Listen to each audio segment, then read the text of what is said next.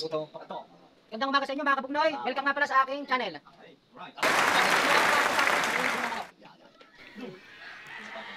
Magandang umaga mga kabugnoy.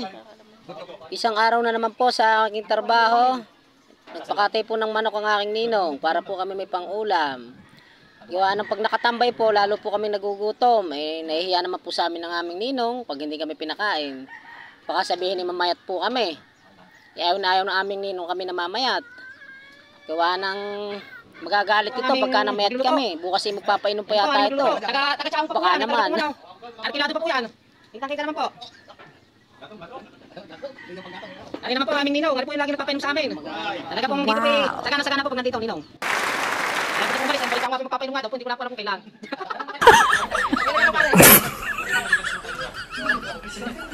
Pwede ka mag-ginatip ano? Wala mo lang ga. Dapat pala rin, pandikit na mo. Ano yung suglo? Hindi na, hindi na Bagay ako. Ano mo galing ko? Ginagawa ng tripod. Wala. Abay, okay mo ito. Okay kami muna sa akin. Ano? Tayo lang. Gano'n pa nga mga isa siya?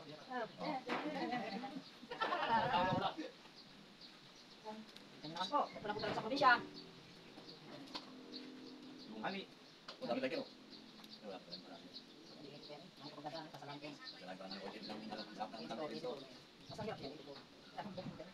Hindi mo sila nasan ba? Kailangan ko dito. Hindi ko gusto. Sumali na po. Ay kung parang si Pag-Blows.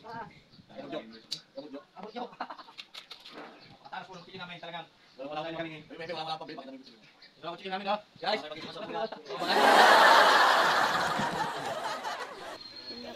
Yan nga po guys, ang aming kutsilyo, sumuko na. Kasipagan po namin magkatay ng manok.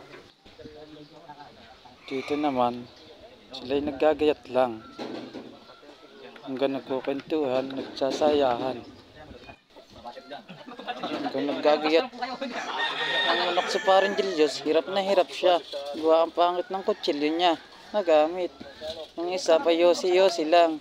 Paselfon-selfon at yung boss namin na nasa gitna. Nanonood lang sa ginagawa nila. Tapos lumapit na ako dyan para bigyan ng subuan ng sigarilyo si paring Julius. Kasi nakakaawa naman. Napatingin-tingin lang isa sa camera kasi gusto lagi makita. Pasensya na kayo sa salita ko ngayon. Nagsisimula pa lang kasi kami sa vlog na ito. Sana suportahan nyo kami. At i-follow nyo na rin kami para sumikat din kami at makatulong din kayo. At ganoon ay dumating na ang boss namin talaga dito sa bodega. Kailangan talaga yan. Kasi siya nagdala ng kutsilyo na bago. Kaso mapuro lang. Kaya inasa ako muna. Kaya ako nawala dyan. Patapos na po itong video na to. Salamat po sa panonood. Salamat kabugnoy. Salamat sa inyo. Thank you.